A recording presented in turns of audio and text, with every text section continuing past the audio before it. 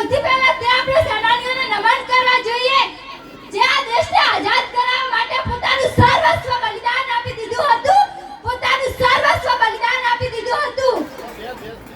જેવા કે મહાત્મા ગાંધી, ભગતસિંહ, સુભાષચંદ્ર બોઝ, પંડિત જવાહરલાલ નહેરુ, સરદાર વલ્લભભાઈ પટેલ, લોકમાન્ય તિલક, લાલા લજપતરાય જેવા સંકટો મહાન ત્યાગ, તપસ્યા અને બલિદાનની યાદ અપાવે છે.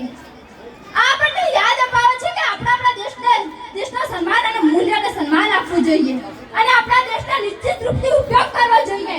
દેશે આઝાદી પછી ખૂબ જ પ્રગતિ કરી છે, જેવી કે વિજ્ઞાન, ટેકનોલોજી, ખેતી, શિક્ષણ, રમત, સાહિત્ય તમામ ક્ષેત્રે આપણે ભારત દેશે ખૂબ જ પ્રગતિ કરી છે.